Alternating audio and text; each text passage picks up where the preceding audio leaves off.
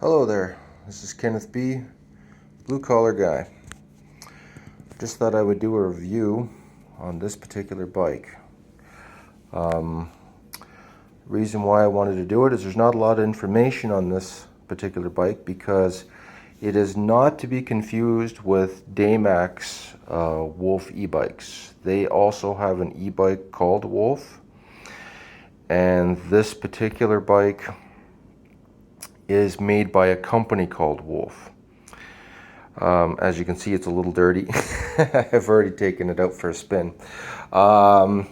This bike, I bought it here in Montreal, Canada, and retail on this is approaching the $3,000 mark. I believe it's $2,800 plus tax. Added a few features. As you can see, I changed the seat. This is the seat that comes with it. I put this seat here on it. I'm not going to tell you where I got it because I'm sure you'll figure it out anyway, but it was about $41. So one thing I want to let you know about my videos is that I buy everything, okay? Nobody's giving me nothing for free. I work hard for my money. I know that you guys work hard for your money too. Some of you guys work in restaurants as waiters and waitresses and, you know, factory workers. I work in a warehouse, so you know, this is the kind of thing I want to do for people that you know, appreciate the value of a dollar, and you know, and they don't want to buy junk, you know. So anyways, I'm going to go over some of the features of this bike. I did post another video, but I guess a part of it went a little, it didn't turn out very good, so I'm redoing it. So this particular bike here has a 9-speed shifter. Most of the e-bikes that you'll find have a 6-speed shifter. Some will have a 7-speed shifter. It has an SRAM XS shifting. A lot of them are using the Shimano, and the SRAM I find to be a little better. Just my personal preference. I've added accessories like blinkers for safety. I am in a large city, so if you're in Toronto or Montreal or one of those cities, you're going to want to have some added features. I also added these. You can get them for as little as $20. You can get these things like that at the dollar store. This bike also comes with a really nice toolkit for making adjustments. So the difference between this one and the Daymax is the Daymax has a different type of folding mechanism. If you look at this one, it is quite beefy. And I am a 300-pound rider, so I am not a light person. The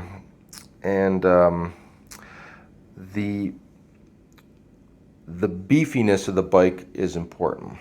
The one thing I am going to be changing is the brakes.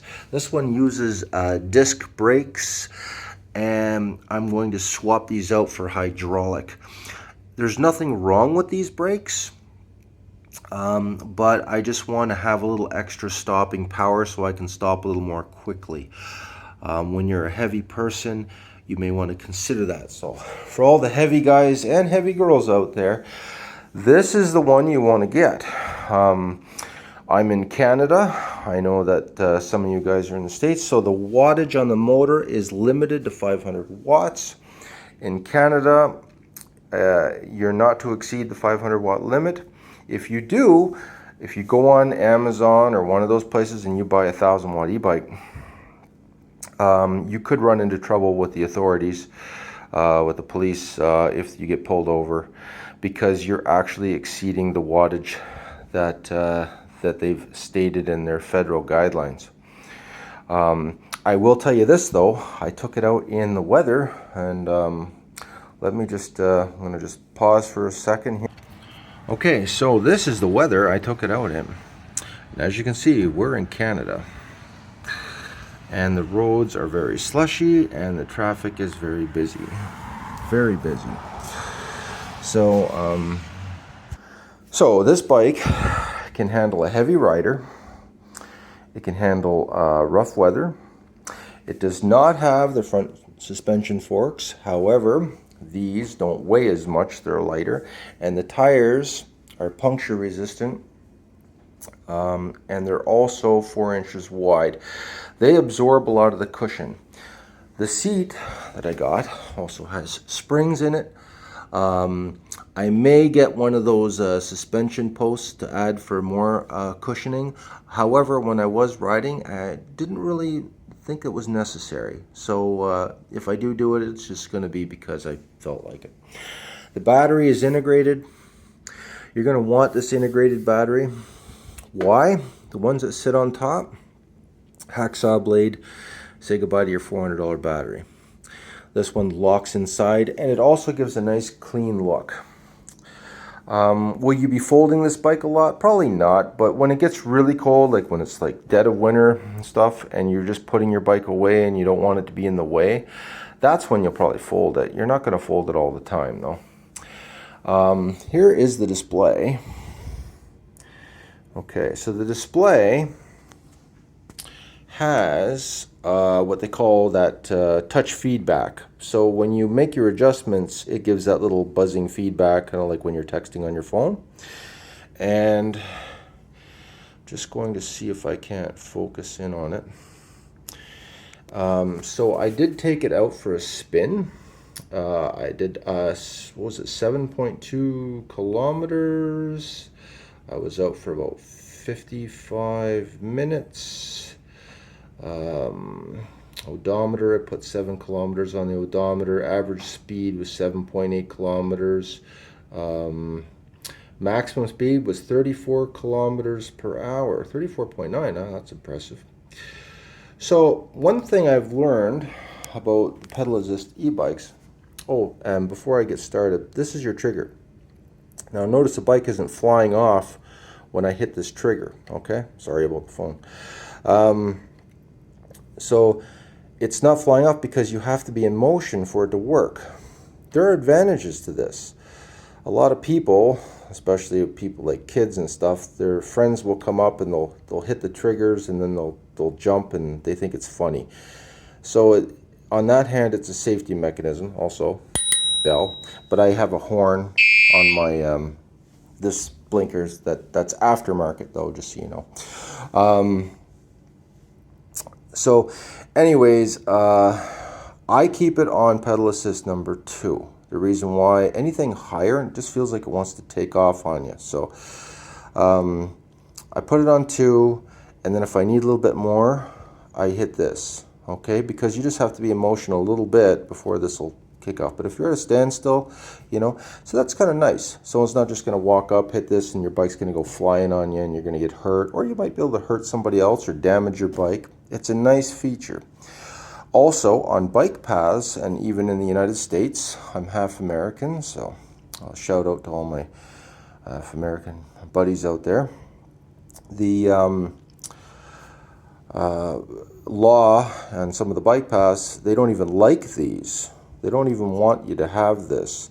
So if you were stopped and you were stopped by the authorities, you say, well, look, it doesn't work. It's deactivated, you know, because you're stopped. And they'll think it's deactivated, or it also meets the compliance. It behaves more like a bicycle. And that's the whole point. You got to be in motion, so it behaves more like a bicycle. Now, I understand you can reprogram this so it'll go even faster, but I just want to maintain and be legal, so I'm not going to bother doing that. And I also think it's plenty fast. I had no problems keeping up with traffic. I also got the, this one comes with the mag rims instead of spokes. Now you say, well, why is that important? Well, spokes can go out of round. What that means is you hit a bump and some of your spokes become loose and your rim is no longer a circle. So when it looks more like an egg, then, well, you know that if your tires look like an egg, what that's going to translate to when you're trying to ride down the road, it's going to be a very uncomfortable ride. You're also going to have a warped tire and it's going to start hitting your fenders, that sort of thing, so mags are the better way to go. It has an integrated headlight, so if I hold this button down here, okay, the headlight comes on. Okay. Also, tail light comes on. Nice added safety feature for at nighttime. If I hit the brakes, it glows even brighter. So it lets people know you're stopping. These are all really good safety features. So, and also when the headlight's on, it has an indicator, that sort of thing. So, like I said again, this is not a Daymak Wolff e-bike. This is actually made by a company called Wolff out in Montreal. This particular bike is their Utopia folding bike.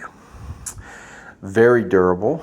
Like I said, I just took it out there and the weather out there is not good, and it handled it just fine. The tires were very good on the ice. So if you're on gravel or sand or anything, this is pretty much going to handle it.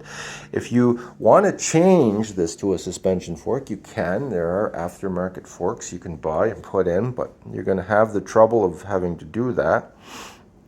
For me, it's just about safety. That's why I was thinking of changing the brakes. You don't have to put hydraulic brake handles in, just the calipers, and it's like a 5-minute swap, I guess. I'll tell you how that goes in another video. The charger, by the way, also very good quality. It's not like a junky charger. It's got some heft to it, 3-prong plug. Charges the bike in about 4.5 hours, I'd say. And the battery, I believe, is 14 amp hours. So 14 amp hour battery. The folding mechanisms here are very high quality. Okay, I am a very mechanical person, so I know the difference between high quality fittings and non-high quality fittings. And these fittings here, especially, these are all critical fittings. If you're a heavy person, or you're gonna want these type of fittings. You're not gonna want anything. As you can see, they all adjust. All the fittings here adjust. I may put some zip tie or something around these because I don't want someone to just steal my seat real easy. You know, at least they'll have to cut something, or you can even hook a cable here and then put it around there so nobody steals your seat, because I guess that can be a problem too. I am going to lock it up with more than one bike lock, because you need to do what you can to slow down the bicycle thieves. And the best way to slow them down is bring it through your door so that you don't have leaving it outside. That is going to be the only thing about bikes that is a headache, is the security part of it. Very happy with my purchase. I think that if you are like me and you work hard for your money, you're going to want something that doesn't break the bank. In Montreal, I looked at these type of bikes. They went up to anywhere up to $6,200 for some. And I didn't find any big quality difference between those and this. So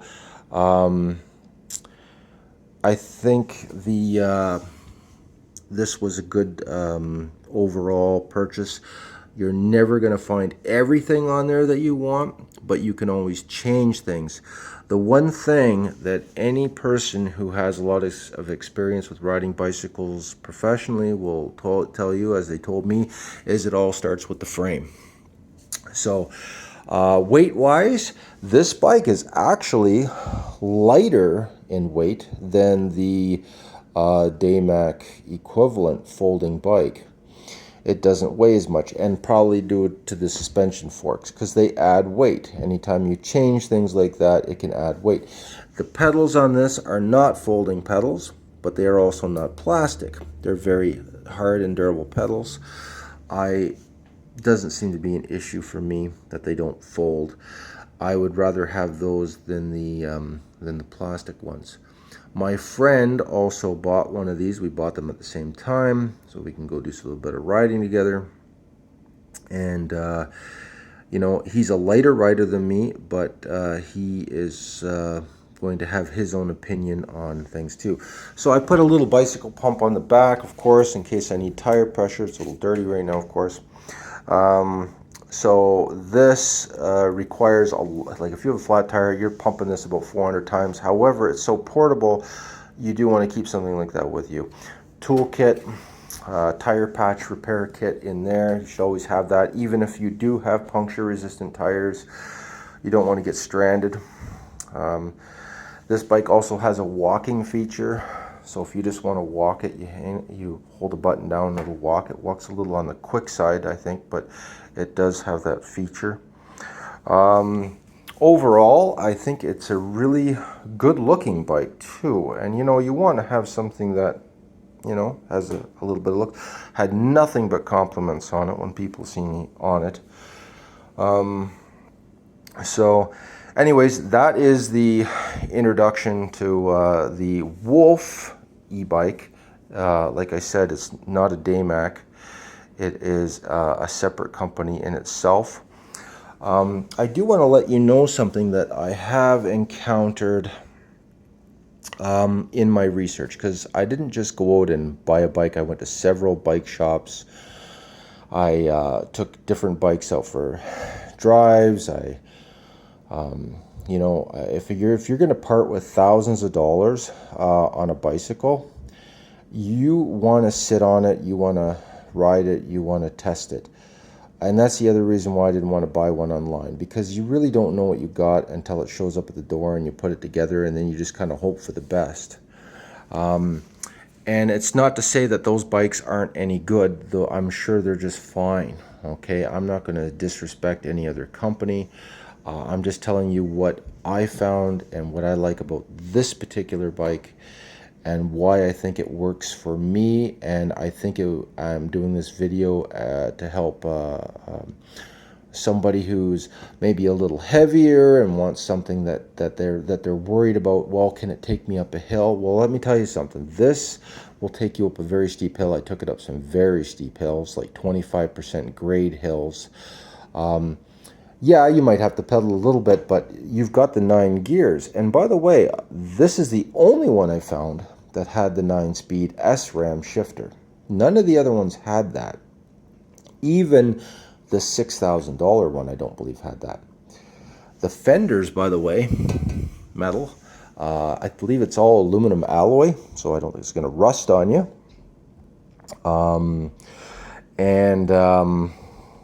Yeah, that's pretty much it. The service at the place was excellent. They put it up on a stand. They put they tested the brakes, everything. And even though I am changing the brakes, there's nothing wrong with these brakes. Okay, I am just taking an extra step for stopping power. The difference between regular disc cable brakes and hydraulic brakes is a regular disc cable brake will have one pad that goes into the other pad, like so. Okay, so it'll go like this. And with a hydraulic brake, the calipers both move in the middle. So it just gives you a little bit more grab. Now, if you're mountain biking or things like that, which is, by the way, this is not a mountain bike, but it is an excellent commuter bike. So if you want to take something to go to work, or if you want to take something to sightsee, or go to the park, or go down the bike paths and just have something that's nice and comfortable and nice to cruise, this is the one you want to take. Mountain bikes are kind of overkill for that. You'll find some that'll have suspension back there and suspension in the front, and and they're meant to go on really rocky terrain. This one can handle stuff like that, don't get me wrong, but it's not really meant for that. And I don't think I would want to take anything like this and put it in that situation. However, when you've got potholes, you've got gravel, you've got things like that, regular bikes really complain about that, and this one won't complain at all. It's kind of a cross between, it kind of reminds me of those older Honda mopeds, because of the size of the tires and things like that. I'm surprised on how much it weighs. It doesn't really weigh that much. I can pick it up. Don't get me wrong, it's not super light. It's not like a racing bicycle or anything like that. I think it's about 60 pounds in around there. So yeah, you can lift it and maneuver it around. I have no trouble getting it into the elevator. The tires are 20-inch. So that's nice for an apartment. You get bikes with big tires, you're going to have a harder time getting them through the door. You're going to have a harder time getting them into elevators. So it's a very practical bike. And like I said, I like the styling. I think it's a good looking bike. I think a lot of people will actually be gravitating towards it. Now, the guy that sells these ordered, I think it was like 2,000 bikes. So he and some of the other stores that carry these bikes were already sold out. So that should tell you something. I recommend going onto the website and taking one out for a spin. Don't buy anything sight unseen, not when you're spending this kind of money. This guy lets you take them for a test drive because he knows what he sells and what he believes in, and you know, he knows that it's high quality stuff, and because of that, you know, it will it translates into sales, obviously, but it also means that you're not going to take something home and it's going to be broken in a year. So what are the problems that you can have with a lot of e-bikes? Okay, problems. Okay, so here are the problems you can have with e-bikes. Batteries can catch fire. They're lithium ion. So you get a bad bike with a bad charger. You might not be getting full charges. You may getting a problem with fire hazard if it was just put together real fast. If you notice too, the wires here have the good braiding on them. They're not just exposed wires. You know, a lot of them are hidden inside the frame.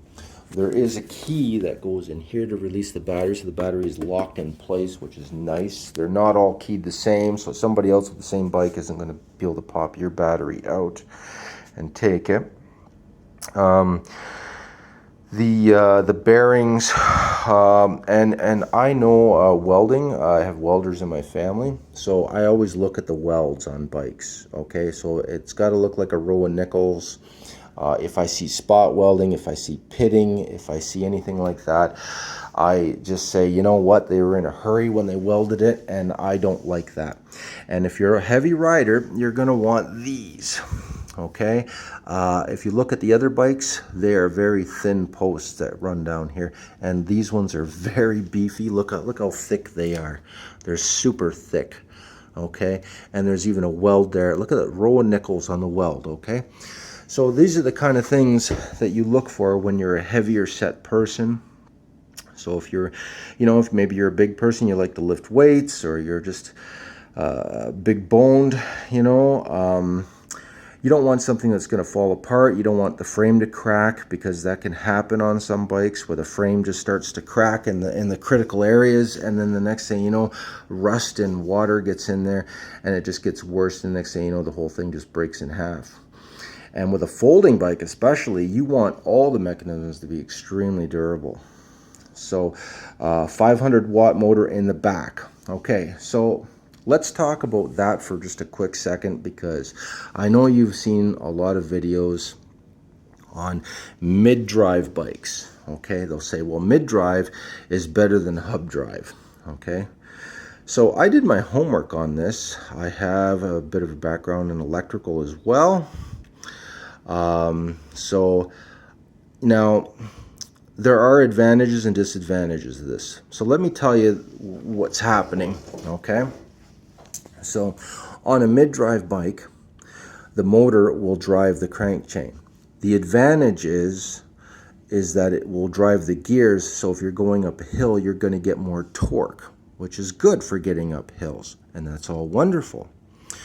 So when the motor is in the hub, you basically have one speed, okay? It's either on or off or full power or partial power. That's how they modulate the speed. And by the amount of power being put into the motor, okay? And it's not going to be running through the gears, okay? So you say, well, why wouldn't I go with mid-drive then, they also charge more money for these mid-drive motors. You'll see them on a lot of bikes because they offer a lot of what they call low torque. You can get a lot of torque, low-end torque, and they run through the gears. Okay, so here's the problem. Okay, so the problem is the chain. Okay, these are not motorcycles. These are bicycles, and the chains can only get so big and beefy on a bicycle. It's not going to, if you look at a motorcycle chain, you'll see that it's a lot heavier than a bicycle chain. But when you're taking a motor, and some of them are 750 watts or even some of them are 1,000 watts, and you start putting it on a chain, now you've got all of that problem going here and here.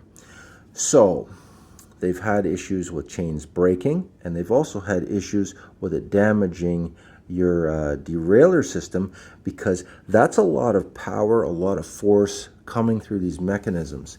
These mechanisms, even the really good quality ones like this, are designed for human input, meaning that they're designed for the force that a human being can put on them. They're not designed for a human being and a motor to be put through them. So it's causing a lot of stress, and it causes the parts to wear out faster. So what's going to happen is you're going to have to replacing this more frequently. You're going to have wear and tear on this, which is going to happen more frequently. I also want to point out there's a guard for this as well, which is nice. And that's not good. So even though it's a hub motor in the rear, it is separate entity from this, okay? Now, the other thing too is mid-drive motor, if it has certain problems, it may cause you issues with the pedaling action.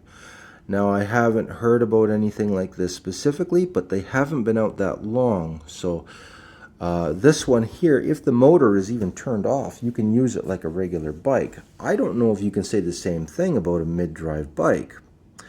It may or may not give you trouble, but it is more integrated into the crank system.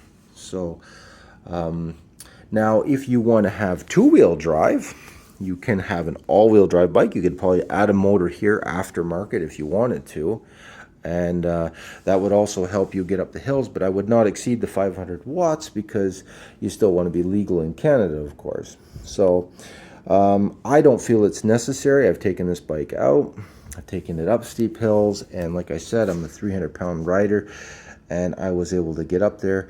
And yeah, you still got to pedal and stuff, but that's the whole point. You're getting exercise, but you're not killing yourself. And that is why they're such a blast, because you get to enjoy it. It's kind of like when you were 9 years old and you had all that burst of energy, endless energy, and you never got tired. Well, you kind of feel the same way when you're riding one of these. So that is pretty much the summary of this e-bike. And I wasn't going to make a video because I've never really did it before. I tried posting one, but it didn't look like it turned out very good, so I deleted it. And this is my second attempt. But the good news is I've taken it out and I've actually driven it. On the other one, I hadn't driven it yet, but it was all super clean. I do think that whoever owns one of these will be happy with it. Yeah, it's still a lot of money. You will find e-bikes. I found some as cheap as $1,400. I found some for $1,000. And if that's all you can afford, then hey, I'm with you. That's all you can afford. I'm not going to sit here and tell you, well, don't get that one or do this or do that. But I'm just saying that I think that if you're going for durability And if you can come up with the extra money, then buy this one, because I don't think you'll be sorry at all. And but I do recommend extra safety features, especially for big city, like the blinkers and the flashing lights, and of course the helmet and the rear view mirrors, because cars, I'll tell you, a lot of them, even though I'm a big guy, they claim they can't see me. So now, yeah, so the only thing that I really didn't like about it was the cushion on the seat, which is, you know, they all come with their standard seats. And for me, I think I'm going to change out the brake system. But again, I was able to stop okay, things like that. I just wanted to stop a little bit quicker in case somebody was to, you know, pop out in front of you or something like that, because these are very fast bikes. They're very quick. You know, like I said, I showed you how fast I had it up to. It's like 35 kilometers an hour. It might not seem like a lot, but when you're on a bicycle, I'll tell you, that is pretty quick. And the fact that I'm a big guy and it can take me up to that speed, imagine what it would do if you weighed less than that. So it didn't complain. It didn't, there's not a lot of noises or things like that. It's a very quiet bike. Again, I really like the styling. The styling for me was excellent. And the place where I got it at, the service was really good. And I think that you know, the best thing to do, in my opinion, is don't buy one in anything so expensive unless you've driven it. And where this guy is, where he sells these bikes, he's got a really steep hill there. And that's kind of what sealed the deal, was he's got a hill that's just really, really steep. And when you go up that hill and you've got this thing in like only in setting 2 or 3, and you just go up the hill like it's not even there, you'll say, you know what, that it might be a 500 watt motor, but I'm sure that there's a difference between one 500 watt motor and another. If you go on a website on YouTube, they have a Bafang motor. By the way, this is a Giabo motor. It's not a Bafang motor. So if you go on the website, you'll see that the factory, a lot of factory motors that come out of certain e-bikes are not built the same spec and the same quality. They might be the same wattage, but they might not be the same quality. Now, the fact that this is a Giabo motor, and I've did my research on that company as well, they make